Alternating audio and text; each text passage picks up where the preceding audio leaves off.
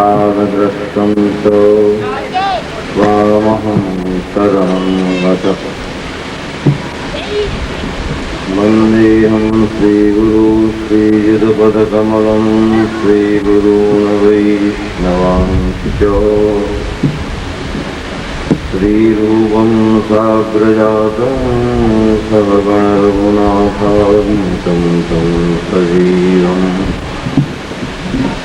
साद्वैतं सावधूतं परिजनसहितं श्रीकृष्णचैतन्यदेवं श्रीराधाकृष्णपादान् सहगणललितान् श्रीविशाखान्वितांश्च गुरुवे गौरचन्द्राय श्रीराधिकायै तदालये कृष्णाय कृष्णभक्ताय तद्भक्ताय नमो नमः।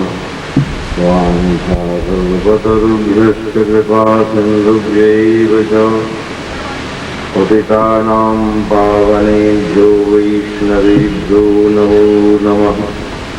अनर्पितचयं चिरादकरुणयावतीर्णः खलु समर्पयतु मुन्नतो ज्वलरसां स्वभक्तिश्रियम् हरिपुरटसुन्दरद्युतिकरं वसन्दीपितः सदा हृदयकन्दरे यत्पुरतु श्रीशशीनन्दनः।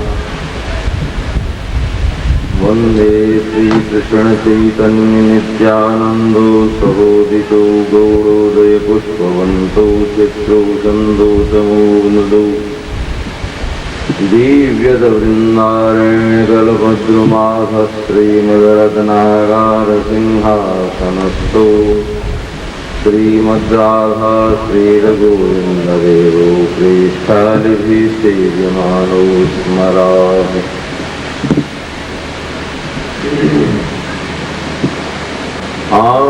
आपदामपहर्तारं दातारं सर्वसम्पदां लोकाभिरामं श्रीरामं भूयो भूयो नमाम्यहम्। अगणितबलधामं हेमशैलावदेहं धनुजवनकृशानं ज्ञानिनाम् अग्रगण्यं सकलगुणनिधानं वानराणामधीशं रघुपतिप्रियभक्तं वातजातं नमामि। स्वयंभूर्नारदशम्भुकुमार कपिलो मनुः प्रह्लादो जनको भीष्मो बली वैयासगरुभयम् द्वादशैते विजानीमो धर्मं भागवतं भटा गुह्यं विशुद्धं दुर्बोधं जन्यात्वामृतमश्नुते प्रह्लाद नारद पराशर पुण्डरीको व्यासाम्बरीश सुखशौनक भीष्मदालभ्यान् रुक्माङ्गदार्जुन वसिष्ठविभीषणादीन् पुण्यान्मान्तरं मानवतान् स्मरामि।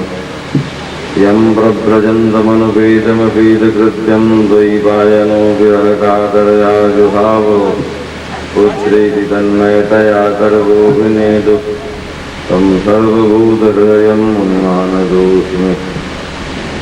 यत्त्वानुभावमखिलश्रुतिसारमेकम् अध्यात्मदीपमतिवितीर्षतां तमोऽन्धं संसारिणां करुणया पुराणवतीयन्तं यादसूनमुपयामि गुरुं वन्दामि। सच्चिदानन्दरूपाय विष्णुपत्यादिहेतवे तापत्रयविनाशाय श्रीकृष्णाय वयं नमः। तमादिदेवं पुरुषं पुराणं तमालरूपं सुवितावतारम् अपारसंसारसमुद्रसेतुं भजामहे श्रीमद्भागवतस्वरूपम्। नारायणं नमस्कृत्य नरं चैव नरोत्तमं देवीं सरस्वतीं व्यासं ततो जयमुदीरये। श्रीमद्भागवत महापुराण की जय। श्री सुखदेव जी महाराज की जय। श्री परीक्षित जी महाराज की जय। श्री सूत जी महाराज की जय। श्री शौनकादि ऋषिगण की जय। द्वादश भागवताचार्य की जय। श्री ब्रह्मभागवताचार्य की जय। अनंत कोटि वैष्णवगण की जय। जय जय श्री राधेश्याम प्रेमानंदिताय गौर हरि हरि बोल। भजनिताय दूर राधे श्याम जब रे कृष्ण हरे राम। भजनिताय दूर राधे श्याम जब हरे कृष्ण हरे राम। भजनिताय दूर राधे श्याम जब हरे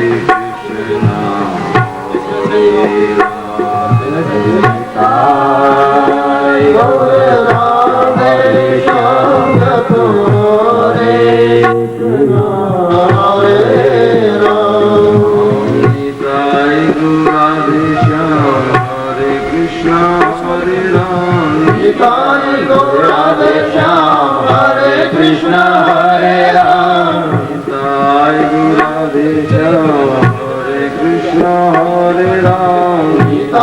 गौर राधे श्याम हरे कृष्ण हरे राम। निताय गौर राधे श्याम जप हरे कृष्ण हरे राम। भजो निताय गौर राधे श्याम जप हरे कृष्ण हरे राम। श्रीमद्भागवत महापुराण की जय। गोविंद प्रातःकालीन सभा में श्रीमद्भागवती वार्ता के अंतर्गत वामन देव और बलि महाराज के प्रसंग की चर्चा चल रही थी। शुक्राचार्य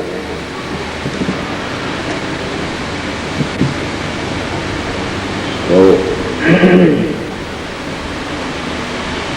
लेकिन प्रहलाद जी भी साधारण तो थे नहीं।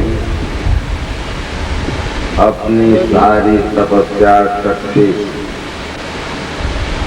अपने वंशजों को प्राप्त करवा चुके थे। बलि उनके पौत्र थे। यह बात समझ में आ गई थी। बड़ी प्रसन्नता थी। समस्त तंत्र मंत्र वेद यज्ञ जितनी भी वस्तु हैं सभी के उद्गम स्थल स्वयं श्री गोविंद किसी न किसी रूप में मेरे पास मांगने तो आए। ये प्रसन्नता है इनकी और इन्होंने दे दिया। उसके पश्चात क्रिया ऐसी हुई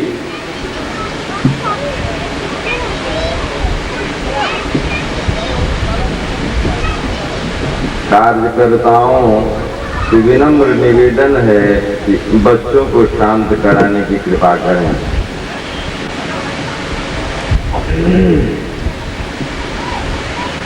तो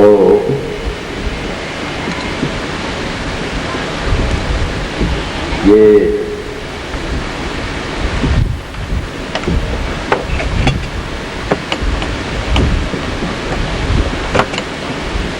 जब वामन के द्वारा बंधित हो गए महाराजा बलि, प्रहलाद जी आ गए हैं। बोले बड़ी कृपा की, अहंकार का नाश हो गया और यह आपके चरणों में गिर गया।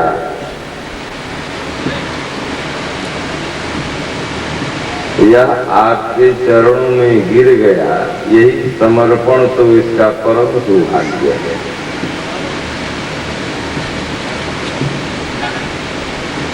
संपूर्ण जीवों की एकमात्र जितनी भी क्रियाएं हैं, उद्धव जी दशम स्कंध में स्पष्ट रूप से इतने बड़े विद्वान इन्होंने यही कहा है कि दान, व्रत, तपो, होम, जप, स्वाध्याय, संयम श्रेयोभिर्विविधि चान्यी कृष्ण भक्ति ही साध्य है।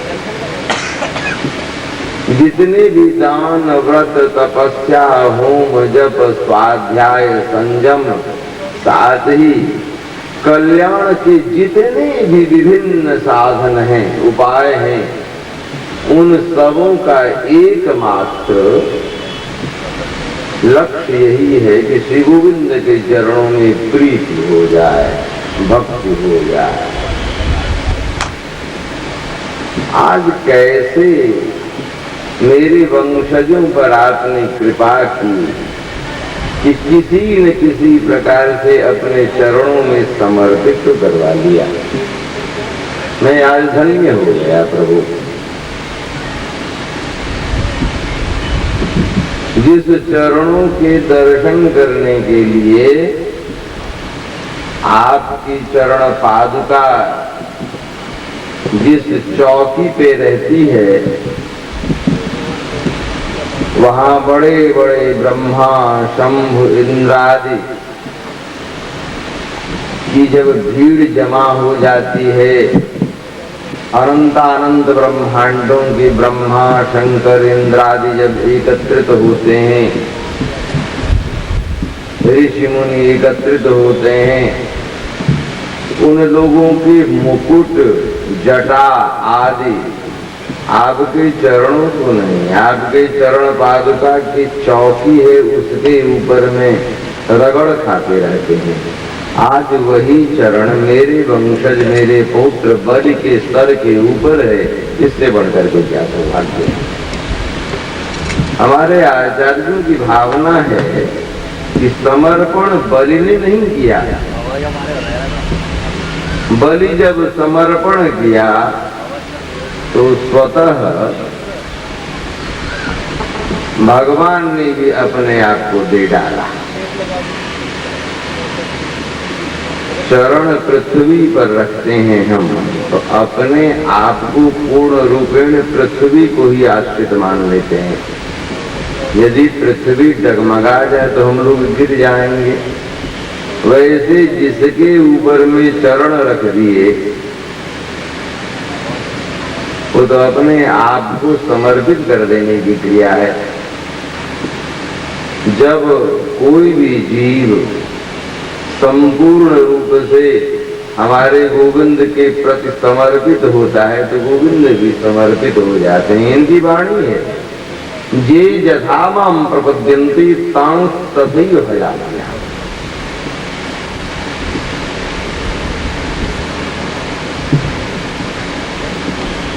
बोले बलि ये स्वच्छ स्वर्ग का राज्य दे दे इसे, संपूर्ण यज्ञों की पूर्ति तुम्हारी हो गई, कुछ भी बाकी नहीं रहा। अब शुक्राचार्य जी प्रसन्न हो गए, धन्य है मेरा यजमान जिसके दास बन गए स्वयं प्रभु। जो छलने आए थे स्वयं छले गए। बोले चल अब तुम लोगों के लिए जिस लोक की व्यवस्था है वहाँ 52 द्वार हैं, 52 द्वार पर मैं ही पहरेदारी में रहूंगा, जिससे कोई भी देवता तुम्हें परेशान न करे। 52 द्वार पर में स्वयं भगवान दरबान के रूप में मौजूद हैं। यहाँ अब विष्णु लोक में परेशानी बढ़ गई, लक्ष्मी जी चिंतित हैं। मेरे पति नारद बाबा क्या क्या करके सुना देते हैं, ये कहाँ चले गए। नारद बाबा बोले आकर के मैं क्या करूं, तुम्हारे पति तो दैत्यराज बलि के दरबान बने हुए हैं, ऐसी ऐसी घटना घटी है। लक्ष्मी जी चली, श्रावण पूर्णिमा के दिन बलि के समीप पहुंची हैं साधारण वेश में। बड़ी कुशलता के साथ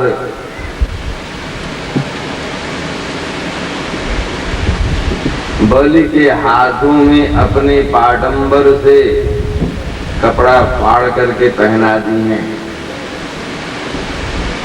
बोले हैं कि मैं यह रक्षा सूत्र तुम्हें बांध रही हूं बलि, अब तुम मेरी तो रक्षा करोगे ना। बोले जरूर, तुम मेरी बहन हो गई, मेरे जैसा वीर कौन है?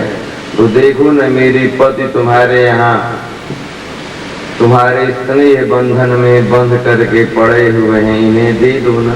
बोले तुम कौन हो? तो मैं लक्ष्मी हूँ। बोले तो साधारण वेश में मेरी बहन आएगी?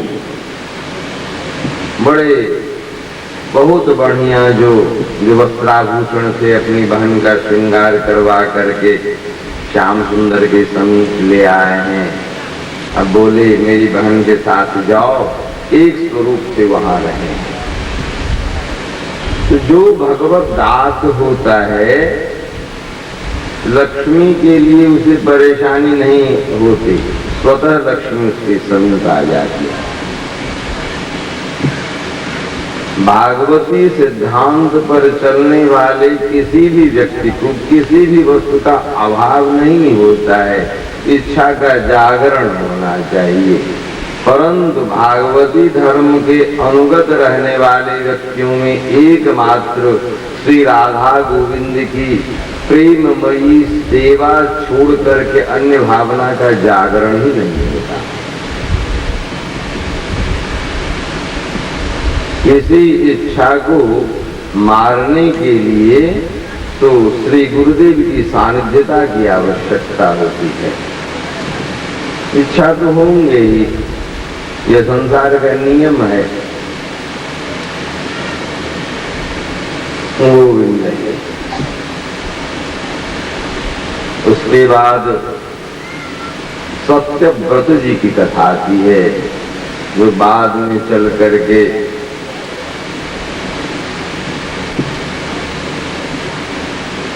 संपूर्ण अगले सृष्टि क्रमों के अंतर्गत पिछले सृष्टियों के बीज को संरक्षित करके रखे। देखें, ये बहुत सारी ऐसी नीतियां हैं कि विदेशियों के माध्यम से हमारे यहाँ के जो मूल बीजादि हैं, इसको विनष्ट करने के लिए वो लोग बड़े ही प्रयत्नशील हैं। अभी देशी गाय का मिलना दुर्लभ सा हो गया है। हमारे भारतीय बीज किसी के भी हों, साग सब्जियों के, धान गेहूं के, वो मिलना दुर्लभ हो गया है। कुछ दिनों में ऐसा न हो जाए कि शुद्ध भारतीय पुरुषों का मिलना मुश्किल हो जाए।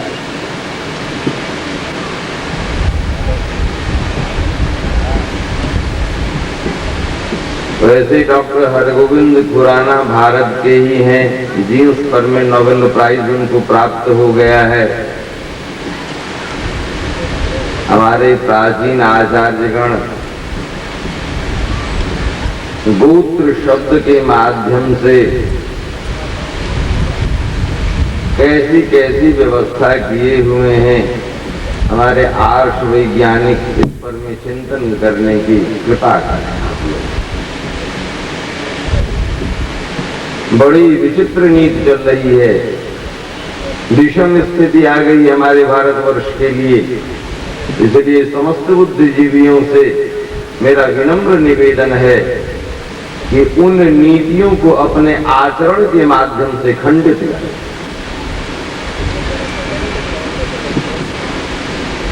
अपने भीतर जो संस्कार, भारतीय संस्कार हैं, उसे जागृत करें। भरा पड़ा है, सोया हुआ है। जाड़े के महीनों में जैसे अग्नि की चिंगारी राख के भीतर दबी हुई रहती है, राख का ढेर वो लगा हुआ रहता है, परंतु जो सुयोग्य व्यक्ति होते हैं वो फेंके हुए खड़पत्ते के बीच में उस अग्नि की चिंगारी को रख करके फिर अग्नि को प्रज्वलित कर लेते हैं। उसी प्रकार से हमारे भीतर जो हमारे पूर्व के ऋषियों का वीर्य है, उसका चिंतन करके अपने आप में संस्कार डालने की चेष्टा करें। यही सत्य व्रत के माध्यम से उनकी कथा में यही दर्शाने की चेष्टा की। समस्त बीजों का संरक्षण करके उन्होंने भगवान की आराधना करके मत्स्य रूप से एक नाव पर में उन ऋषियों के साथ, उन वैज्ञानिकों के साथ बचा करके अपने सुरक्षा व्यवस्था करते हुए उसकी स्थिति को ठीक रखा है।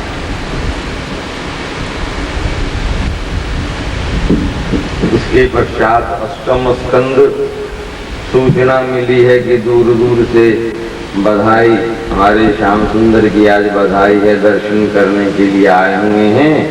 तो जरा भागवत कथा का जल्दी से जल्दी विश्राम करके बधाई की व्यवस्था कर मैं कोशिश में लगा। यहाँ आ जाने के बाद मैं अपने आप में तो रहता नहीं, इनके वशीभूत हो जाता हूँ। जैसे चलाते हैं वैसे ही चलता है। सत्यव्रत जी ने यही कहा है कि अनाद्य विद्योपहतात्म संविदस तनमूल संसार परिश्रमातुरा यदृच्छये उपस्कृता यमात्मयुर्विमुक्तिदो न परमो गुरुर्भवान। जब संसार के बीच अनेकानेक दुख और कष्टों का थपेड़ा खाते हुए हम मानव पूर्ण कष्ट से युक्त रहते हैं, उस समय की परेशानी को देख करके भगवान दया करते हैं और गुरु रूप में किसी न किसी संत को भेज देते हैं। इसी भावना को एक अर्धाली में व्यक्त हमारे गुरु स्वामी जी ने किया है। बिनु हरि कृपा मिलहि नहीं संता।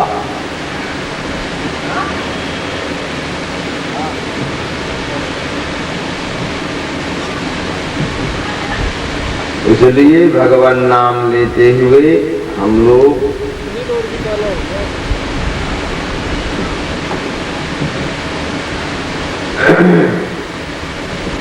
अपने उस क्षण की प्रतीक्षा करें। नवम स्कंद के अंतर्गत नवग चरित्र में संतोष वृत्ति धर्म की प्राप्ति कैसे होती है। संतोष से धर्म की प्राप्ति। नवग के पुत्रों में नाभाग हुए हैं। ये 3 भाई थे, 2 भाई इनसे बड़े थे। जाना पड़ेगा। ये नाभाग जी पढ़ने के लिए गए हुए थे गुरुकुल में। इस बीच में दोनों भाइयों ने सारे संपत्तियों को बांट लिया और अपने पिता को अपने सबसे छोटे भाई नाभाग के हिस्से में दे दिया। जब नाभाग आए तो पिता बोले, इसे मत स्वीकार करना बेटा, तुम्हारे दोनों बड़े भाइयों ने बेईमानी की है। बोले, नहीं पिताजी, बड़ी कृपा की है मेरे ऊपर। संपत्ति से कितने अनर्थ होते हैं, उन अनर्थों को ऐसा कौन हितैषी हो सकता है कि उन अनर्थों को तो अपने पास रखा और जो स्वतः साक्षात धर्म स्वरूप पिता होते हैं उन्हें मेरे हिस्से में दे दिया है। इसलिए मेरे भाइयों ने मेरे ऊपर बड़ी कृपा की है। इसके बदले में मैं क्या दे सकता हूं उन्हें, ये मैं नहीं जानता। बड़ी चिंता हो गई कि अब इसे कैसे क्या हो। बोले, बेटा देखो, यहाँ से कुछ दूर पर में आंगिरस गोत्री ब्राह्मण यज्ञ कर रहे हैं स्वर्ग काम के लिए।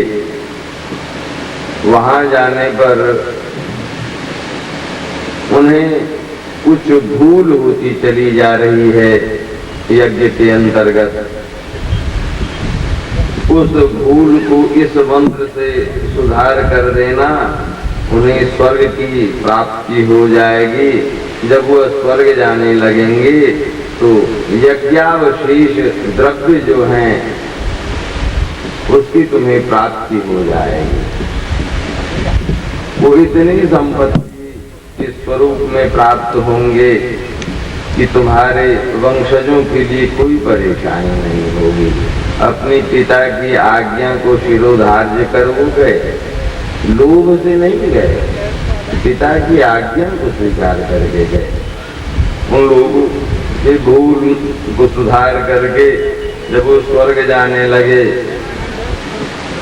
अंगिरस गोत्री ब्राह्मण उन्हें सारी संपत्ति दे दिए।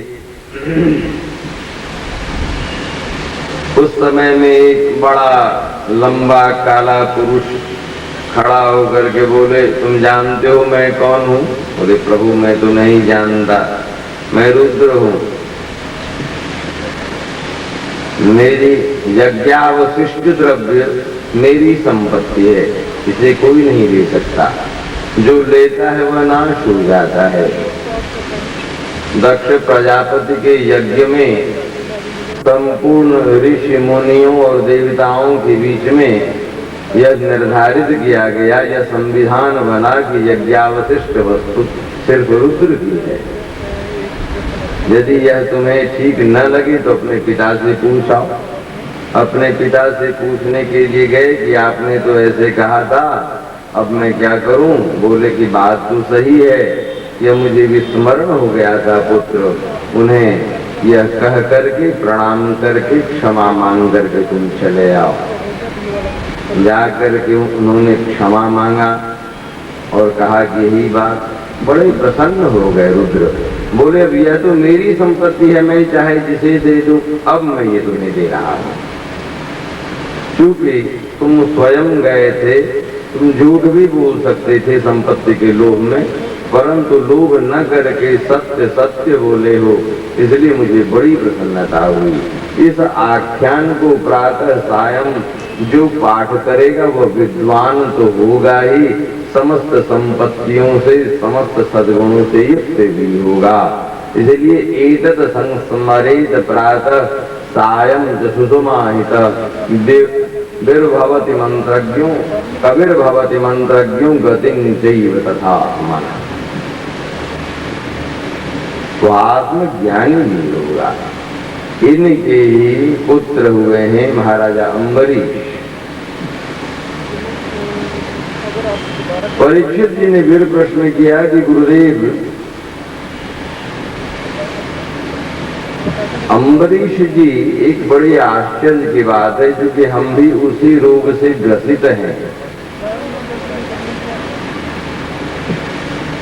ब्रह्म शाप से युक्त होते हुए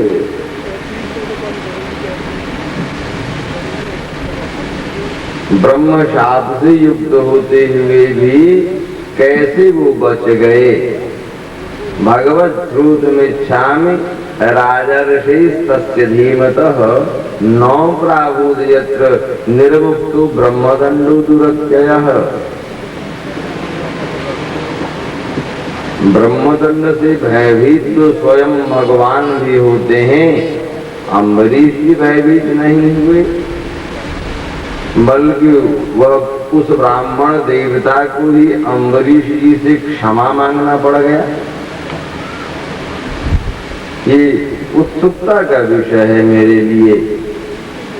जो स्वयं भगवान से भी नहीं टाला जा सकता है, उसके लिए ऐसी व्यवस्था हुई। बोले, इसलिए उनके विषय में श्रवण करवाने की कृपा करें। बोले, अम्बरीश जी 7 द्वीपों के राजा थे, परंतु अभिमान उन्हें छू नहीं गया था। जो देवताओं के लिए भी पुरुषार्थ दुर्लभ है, वो उन्हें सहज में ही प्राप्त था। भगवान वासुदेव में और उनके प्रिय दासों के चरणों में अतिशय प्रेम था, समान प्रेम था। समस्त प्रजा उनकी भगवत उपासना से युक्त थी।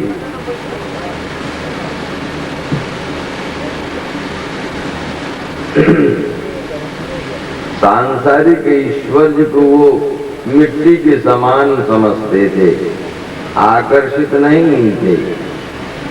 क्योंकि वासुदेवी भगवती तद्भक्तेषु च साधुषु प्राप्तु भावम परं विश्वम येनेदं लोष्टवत् स्मृतम।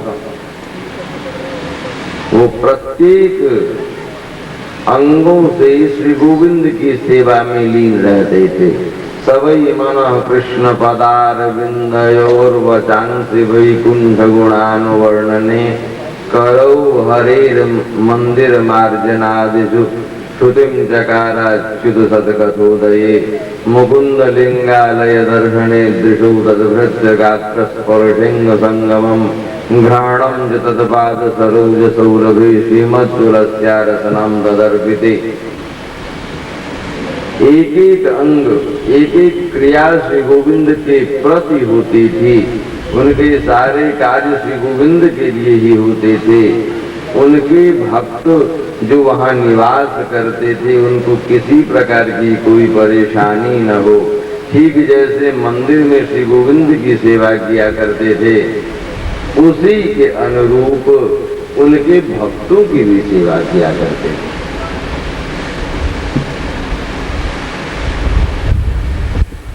क्योंकि भक्तों की सेवा से गोविंद प्रसन्न होते हैं और गोविंद की विधिवत भावयुक्त सेवा से उनके भक्त प्रसन्न हुआ करते हैं। ये परिस्थिति थी उनके यहाँ। हमेशा वशिष्ठ, असित, गौतम आदि ऋषिगण विराजमान रहा करते थे आशीर्वाद देने के लिए, भयवशात नहीं, स्नेहवशात। क्योंकि परम भक्तों की सानिध्यता, एकांतिक भक्तों की सानिध्यता ऋषिगण भी स्वीकार करते हैं।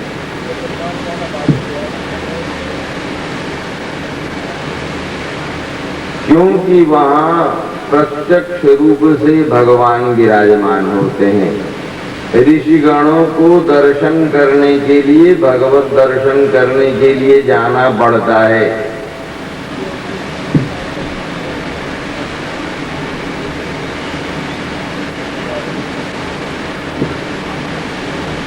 क्योंकि उनकी अपनी मर्यादा होती है, वैदिक मर्यादा, लौकिक व्यवहार। मर्यादा से श्याम सुंदर के प्रति वह गाढ़तम प्रीति नहीं हो सकती। उस प्रीति के लिए तो सारे मर्यादाओं को भंग करना पड़ेगा।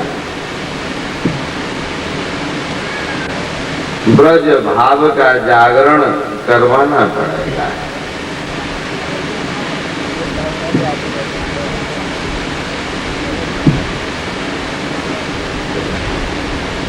तो अम्बरीश जी महाराज एक समय सबों ने कहा कि एकादशी युक्त द्वादशी का यज्ञानुष्ठानात् करो।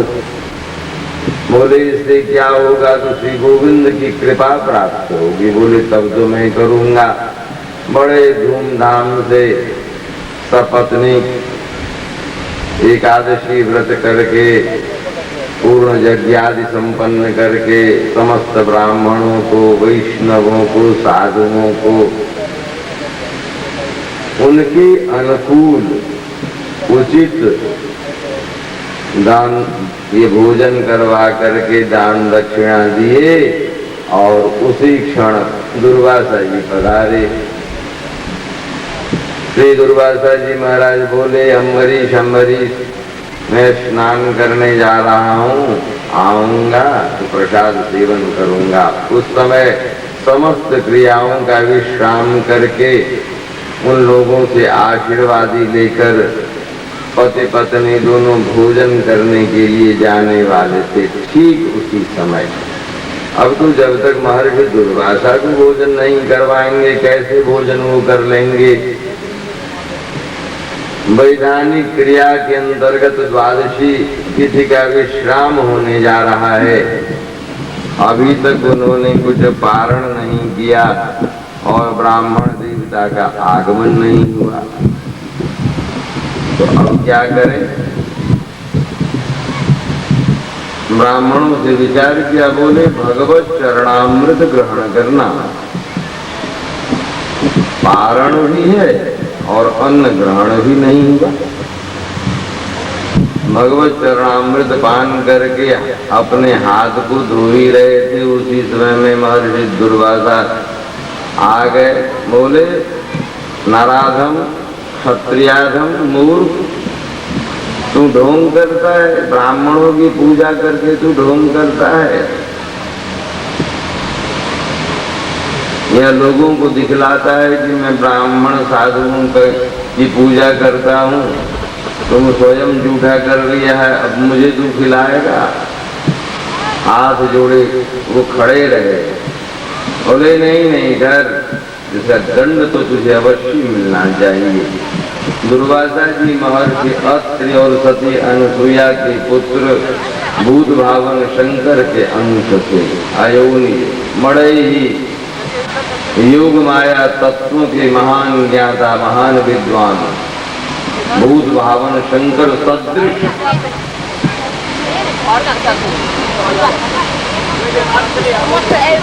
झट से अपनी जटा से एक जटा खींचे और उठा करके पटक दिया। तंत्र शास्त्रों में कृत्या का प्रयोग होता है, जो क्षण मात्र में बड़े उग्र स्वभाव से जलती हुई वह अग्नि शिखा चल पड़ती है और जला करके राख कर देती है। स्त्री रूप है कृत्या।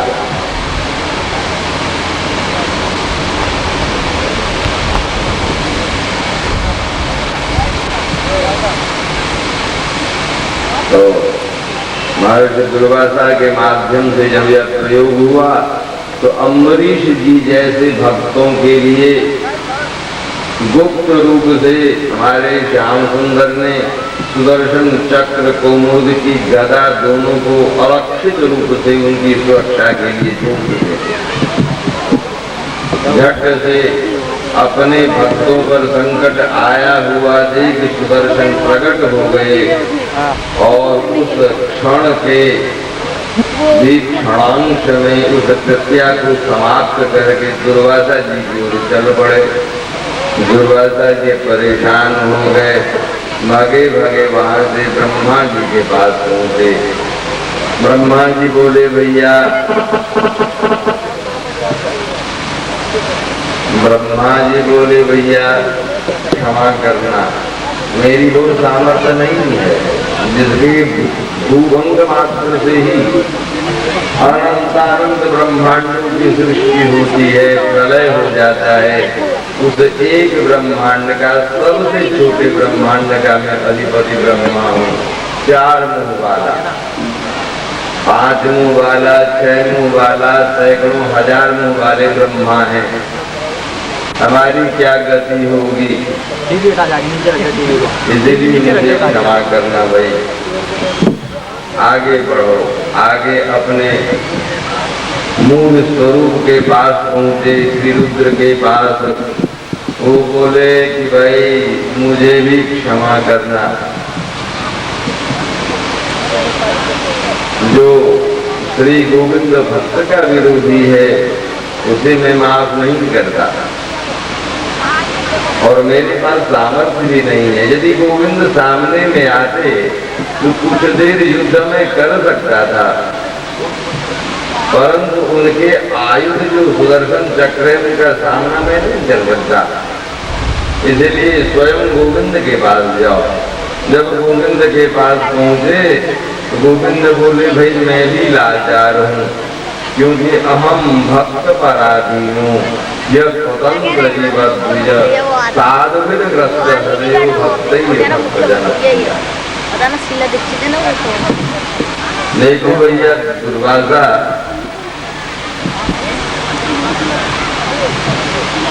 मैं अपने भक्तों के अधीन रहने वाला हूँ, जो सब कुछ छोड़ करके अपने सारे परिवारों को छोड़ करके अपनी संपत्तियों को छोड़ करके एकमात्र मुझे ही दिव्य मानते हैं।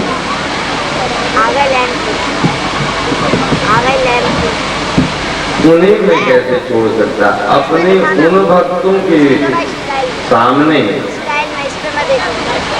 मेरी अर्धांगिनी लक्ष्मी, आत्मा शंकर, मेरा परम प्रिय यह शरीर भी इतना प्रिय नहीं है जितना कि प्रिय मेरे अपने भक्त। इसलिए मैं तुम्हें यह विचार देता हूँ कि तुम मेरे भक्त के समीप में जाओ। मेरे भक्त बड़े ही क्षमाशील होते हैं, दयालु होते हैं, करुणामय होते हैं, बड़े बड़े संकटों को भी वह झेल जाते हैं, परंतु मुझे कष्ट हो जाएगा इसलिए वो मुझे नहीं बुलाते। ऐसे करुणामय भक्तों के लिए मैं सदैव अपने आयुधों को यह आदेश दे रखा हूँ कि ऐसे भक्तों के प्रति सावधान रहना, कहीं उन्हें कष्ट नहीं होगा। इसलिए तुम वहीं जाकर के उनसे क्षमा मांगो। वहां से आए और आने के पश्चात अम्बरीश जी के चरणों में झुक गए। तब तक अम्बरीश जी खड़े उनकी प्रतीक्षा कर रहे हैं और अपने को कोस रहे, मैं कैसा दुर्भागा हूँ कि मेरे यहाँ आए हुए ब्राह्मण को ये कष्ट हो गया। धिक्कार है मेरे जीवन का, जो हमारे आराध्य के भी आराध्य हैं।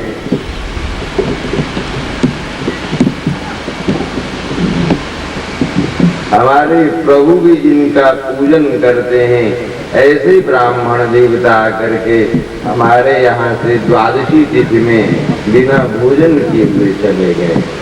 जरा सा भी यह नहीं है कि मेरी तो कोई गलती नहीं थी। झट से उन्होंने शापित कर दिया, कृत्या का प्रयोग भी कर दिया, मैं मर जाता। अभी कुछ नहीं, अपनी गलती स्वीकार करते हैं। यही भागवत धर्म है।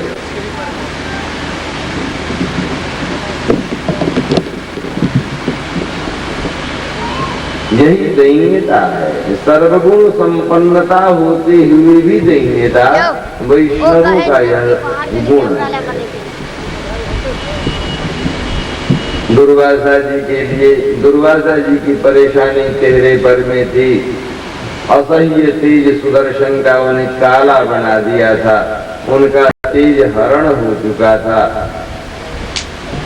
चक्र से प्रार्थना कर रहे हैं, मैं हे श्याम सुंदर के आयुध, आपको तो समस्त देवतागण भी आराधना करते हैं, समस्त तेजों के आप तेज हैं। मैं आपके चरणों में नमस्कार करता हूँ। आप गोविंद के दाहिने हाथ के तर्जनी अंगुली में विराजमान रहते हैं। आपका नाम तो सुदर्शन है। आपका दर्शन बड़ा ही शुभ होता है, मंगलमय होता है। यदि थोड़ी सी भी मेरी श्रद्धा, मेरा विश्वास श्री गोविंद के चरणों में और श्री गोविंद भक्त के चरणों में हो, तो उस कृपा के द्वारा आप शांत हो जाएं और ब्राह्मण देवता को क्षमा करें। झट से सुदर्शन शांत हो गए। फिर उन्हें पूर्ण रूप से भोजन आदि करवा करके, उनके अनुकूल सेवा करके उन्हें ये विदा किया। दुर्वासा जी बोले, आज मैंने प्रत्यक्ष देख लिया कि गोविंद चरणानुरागी भागवत धर्म के अनुयायी भक्तों की क्या विशेषता है। गलती तो मेरी थी और कष्ट अनुभव आप कर रहे हो महाराज।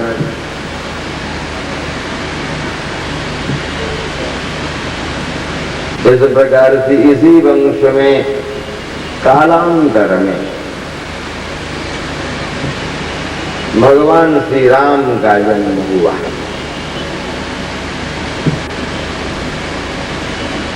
भगवान श्री राम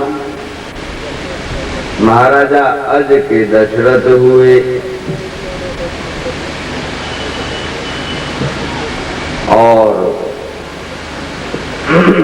दशरथ के श्री राम हुए।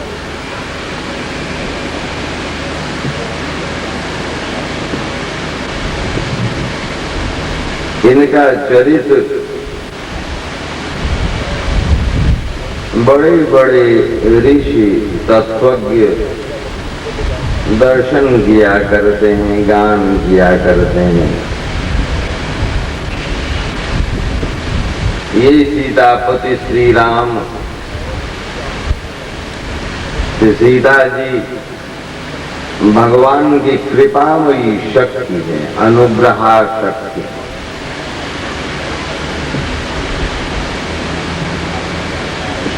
भगवान के अनंत शक्तियों में अनुग्रहा शक्ति, कृपामयी शक्ति के दो स्वरूप हैं।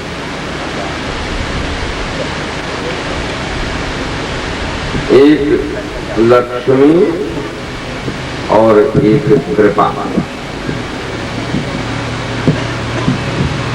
यह कृपामयी शक्ति है।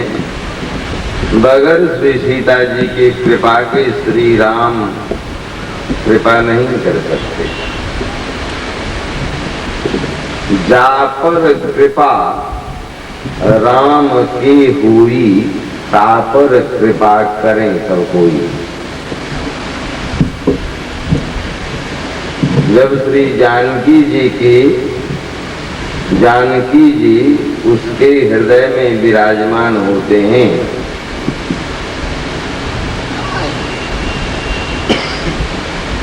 तो उसमें निर्मलता आती है।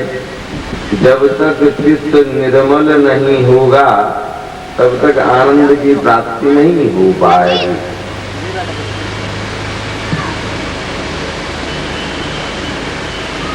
श्री सुखदेव जी महाराज ने यही कहा। वास्तविक में दशम स्कंध में प्रवेश करने से पूर्व ब्रह्म में किसी वस्तु का अभाव नहीं है।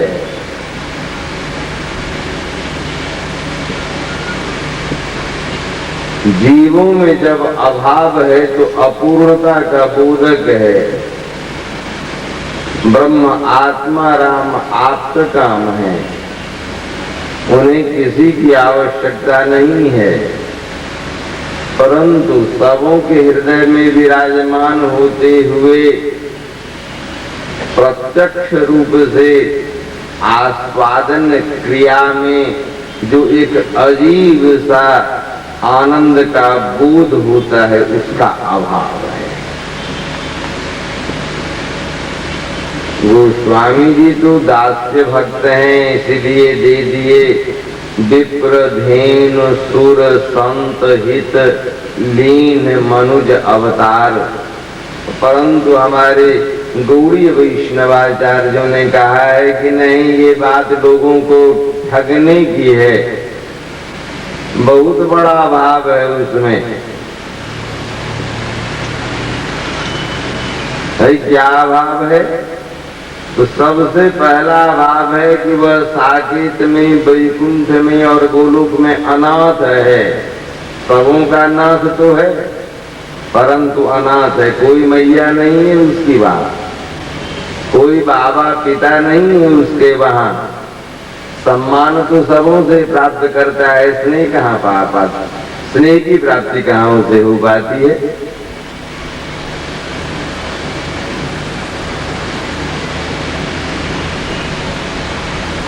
आनंद तत्व में ही स्वयं आनंद है, आनंद में तो लीन रहता है, लेकिन कष्टानुभव कहाँ हो पाता है?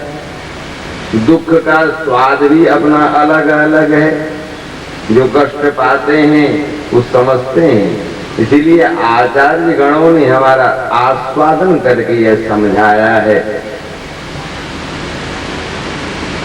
हमारे साहित्य के परमाचार्यों ने कहा कि करुणो एव रसः, वहां करुणा कहाँ है? समस्त रसों का स्रोत करुणा से ही है। इसलिए पृथ्वी पर में आदि काव्य वाल्मीकि का प्रारंभ करुणा से ही हुआ है। उसी दिन माघ शुक्ल पंचमी के दिन ही अनुष्टुप छंद का अवतरण हुआ इस पृथ्वी पर में, और हठात महर्षि वाल्मीकि के श्रीमुख से उच्चरित हो पाया, मां निषाद प्रतिष्ठां त्वमगमः शाश्वती समाह यत क्रौंच मिथुनादिको मवधि काम मोहितम्। उसके पश्चात ही वाल्मीकि की शुरुआत हुई है, रामायण की शुरुआत हुई है। गोविंद हे।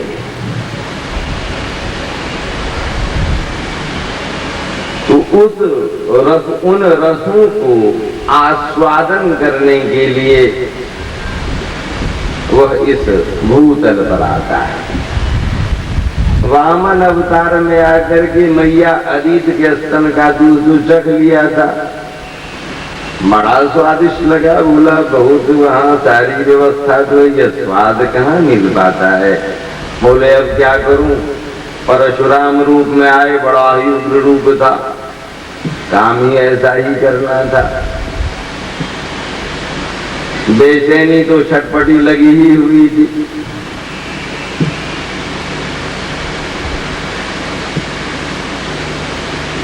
राम रूप में आए महाराज।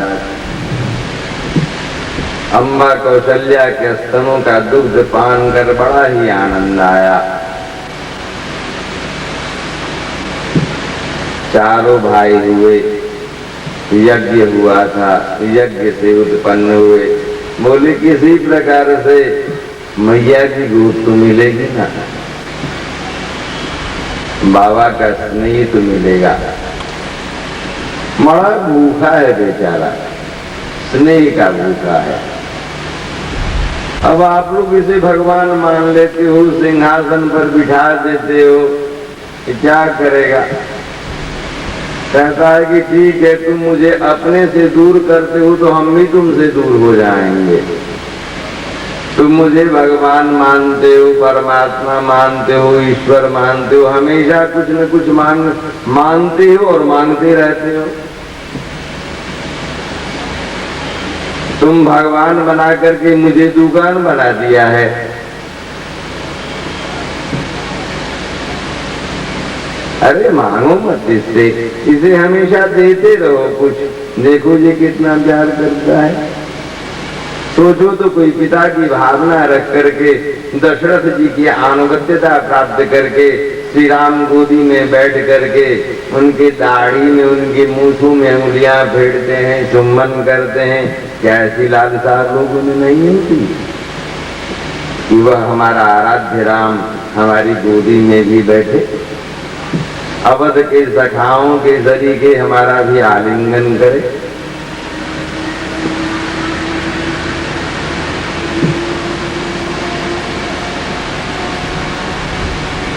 स्नेह से वार्ता हो। वह बार बार अवतार लेकर के आता है। अवतार क्या होता है? ऊपर से नीचे की ओर आना। सोचो तो कितना ऊपर, करोड़ों अरबों मील की दूरी पर वह बैठा हुआ हम लोगों के समीप आता है, और हम लोग उसे झट अपने से हटा करके आसन पर बिठा, बड़े सिंहासन पर बिठाते हैं, खूब धूप आरती करते हैं, खूब ताली बजाते हैं, परंतु स्नेह नहीं दे पाते। सोने का मुकुट पहना देते हैं। अयोध्या में भी बड़ा ही ऐश्वर्यमय स्वरूप का दर्शन करवाया गया, परंतु जिस स्नेह की चाह थी भीतर में, सबों में उस विशुद्ध आनंदमय तत्व की चाह होती है। जब तक उसकी पूर्ति नहीं होती है वह अन्वेषण करता ही रहता है। यदि जीव अन्वेषण करता है तो यह ईश्वर भी अन्वेषण करता है। जब तक विशुद्ध स्नेह की प्राप्ति नहीं होती, और इसकी प्राप्ति उसे ब्रज में ही हुई है, द्वारिका में नहीं हो पाई। मथुरा में नहीं हो पाई, एकमात्र ब्रज में ही हुई है। इसीलिए हमारे भूत भावन शंकर ने भक्त दर्शन सूत्र के अंतर्गत श्री नारद जी को उपदेश करते हुए कहा है, जब उन्होंने पूछा तस्मै परम प्रेम रूपा,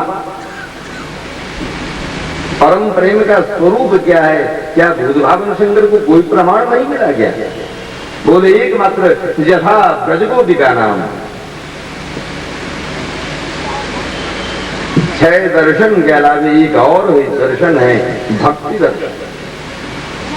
इसीलिए हमारे यहाँ भारत